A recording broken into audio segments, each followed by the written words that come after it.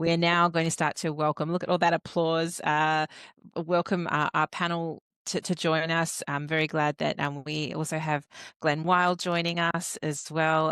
Thank you, Glen, for being here. But as we know, Takahiro Anno was not able to stay for this discussion. But there, over and over, we heard the word trust in the conversation.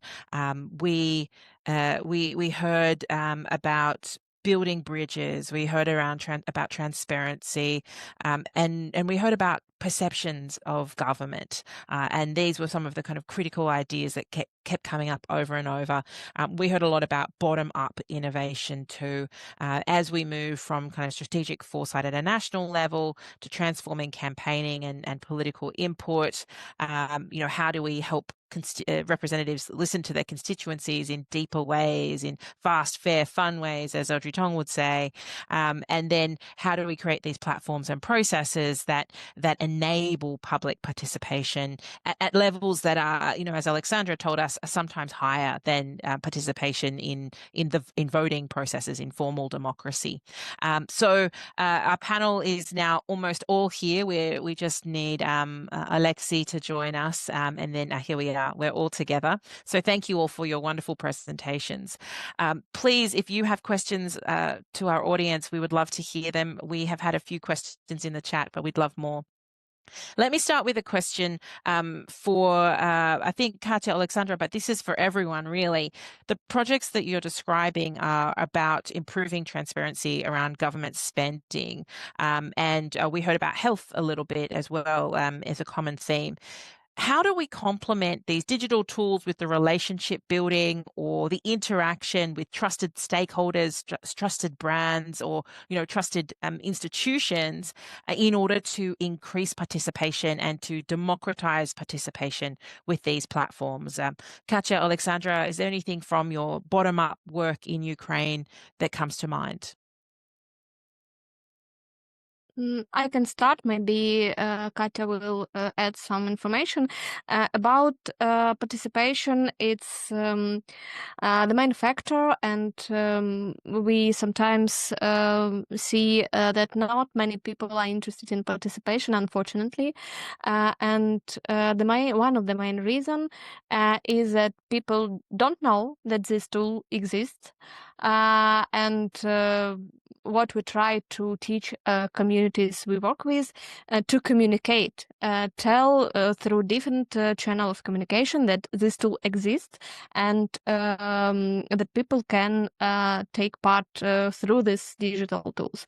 And the second reason is people don't see the benefits. When I talked about participatory budget, and in 2019, 2021, it became very popular, and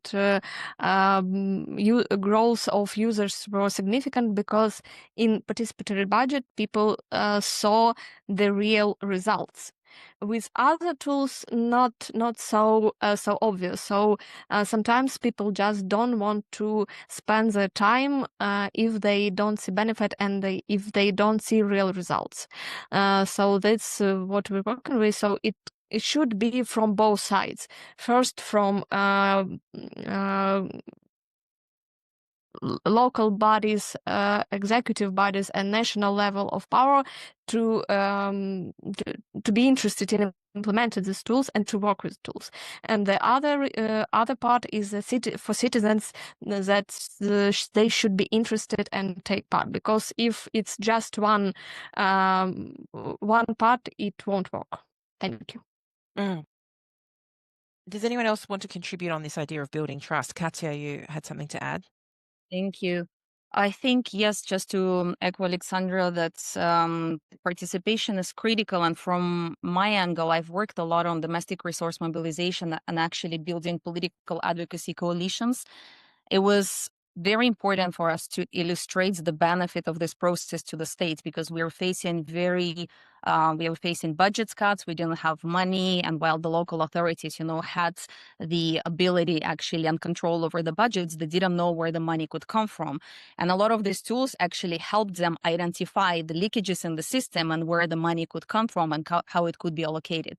So part of this kind of participation and advocacy was really also around building the narrative. It's like, what are we doing this for, right? And so it was very clear that we were showing that we need an allocation, we need an increase here, we don't have the budget here, we needed to understand what is happening here. And so when we built kind of the arc or the advocacy ask, it was easier, I think, to get a lot of these authorities involved and to get their buy-in. Mm. We heard a bit about from Oleksii about the digital divide as being one of the factors that has to be considered by governments when there is such a strong reliance on building these relying on these platforms and bringing these platforms in. There's also been a question from the community about, how do we make sure that our decentralized digital infrastructure doesn't become, a point of vulnerability when it is so critical, as you articulated, Oleksii, about to the future of Ukraine. Could you tell us a little bit about how you're dealing with that risk and also the issue of digital inclusion or overcoming the digital divide?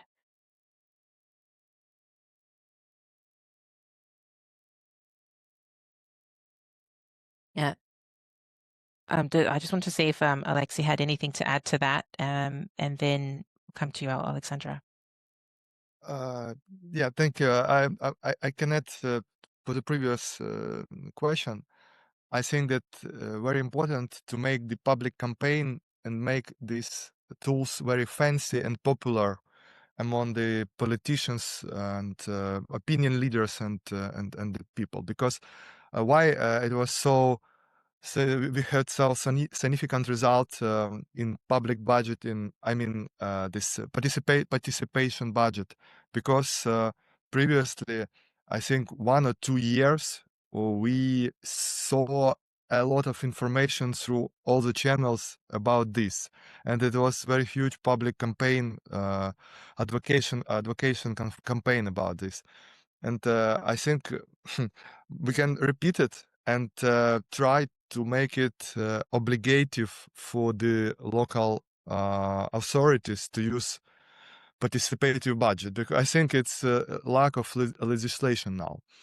But to convince the parliamentarians towards such not very simple thing, we should have new huge public campaign. Mm. It's interesting because there is an element to this about this bottom-up mobilization, and supporting local government has been a critical element, but also just enabling dialogue and listening in a way was a critical part of the story we heard so far. Glen, Takahiro Anno was deeply inspired by your work on plurality, your book with Audrey Tong on plurality, to even begin, running for office. And I know you've been a close watcher of broad listening. I heard someone say in the chat, that there was the 6 minutes we had from Takahiro Anno were just like a course in this the innovation that is available to people. So it's extraordinary what he's been able to achieve in that time. What do you see as the global implications or impact of something like broad listening, and how could it have an impact, do you think, in a context like this or other global contexts? I mean, I think we're only starting to see the beginning of these possibilities, and my guess is that the most exciting next things to come will be in a lot of the kind of non-aligned world that isn't so committed to, some idea that, like, the Nordic countries are the ultimate democracy and everyone just needs to imitate what's going on there and live up to that. Because there are places like Vietnam, there are places like, a lot of the Middle Eastern things where people aren't so thrilled by the way that, like, traditional Western liberal democracies are performing. And yet they also want to move forward. They want to harness new technologies. They want to make new systems, and they want to not just be seen as backwards. They want to be seen as leading.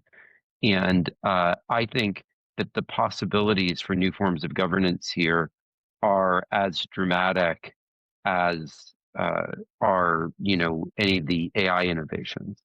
And the problem for years has been that we've been so stuck and there were no at-scale models of this at all.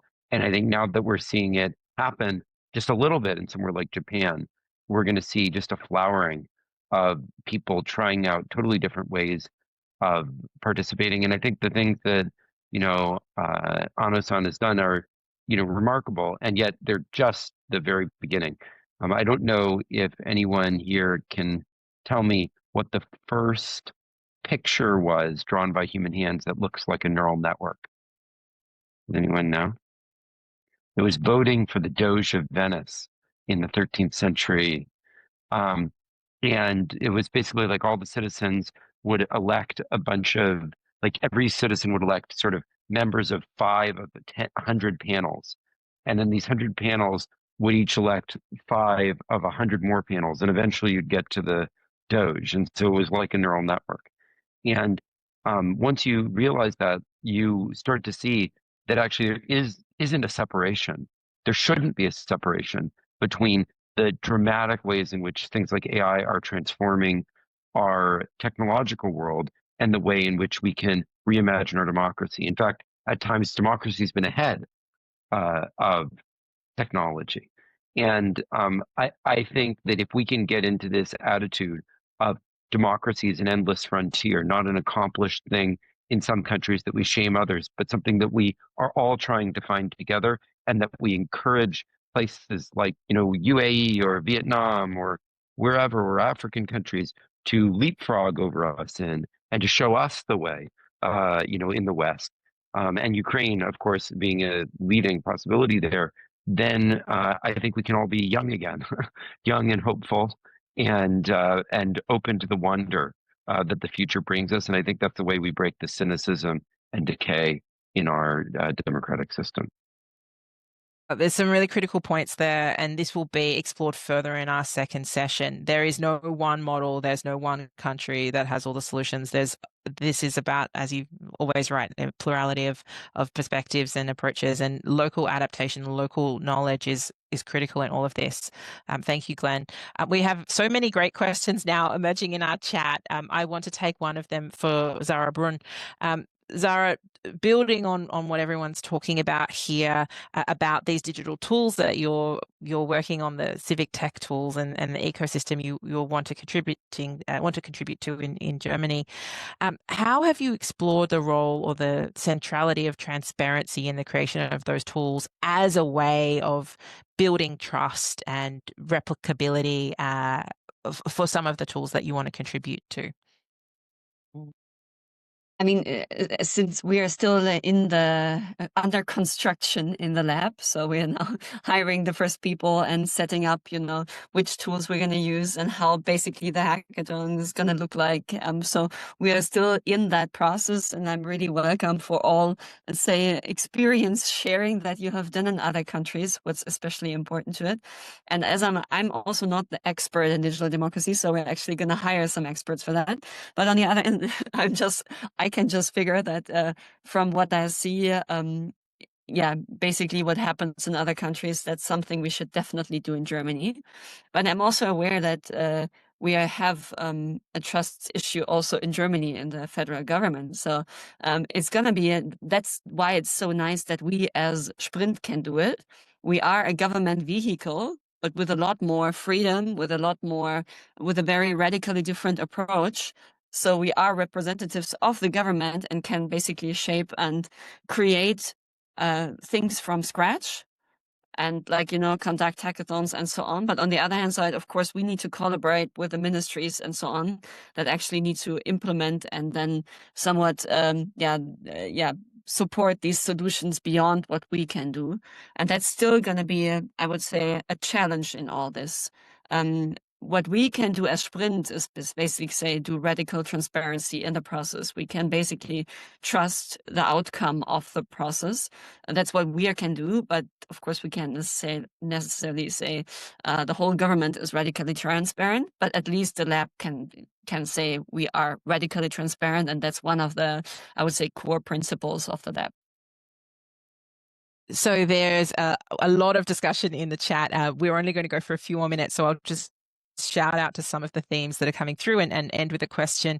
A great point from Grace. It's easy to talk about restoring trust. The hard thing is becoming actually trustworthy, and that is you achieve that in the doing. So of course that comes through the practices of the lab and of the kinds of institutions, these new generation of institutions we're discussing. And they're also pick up some people interested in the idea of Venice as an analogy. And I remember speaking to Max Semenchuk. Digital Venice is the aspiration for the Web3 Institute in Ukraine. So this is the metaphor that is finding a lot of ground here with the group. There is a great question here as well about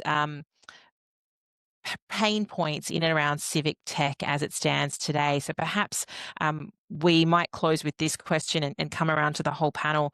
What are some of the most pressing pain points around civic tech? But what are some of the also the most promising, useful and inspiring aspects that you're observing? And I might start with you, Katia, and then we'll work around the group. I mean, as someone who has more supported, civil society groups in Ukraine, I think I'll just name one that is currently who is funding tech, and the sustainability of it is one of the biggest challenges today, with some of the groups that I work in health. A lot of this comes currently from the donor budget. So I think thinking about this as a digital public goods infrastructure and funding it in an open, inclusive way is one of the ways that we need to consider. Thank you, Katia. Oleksii.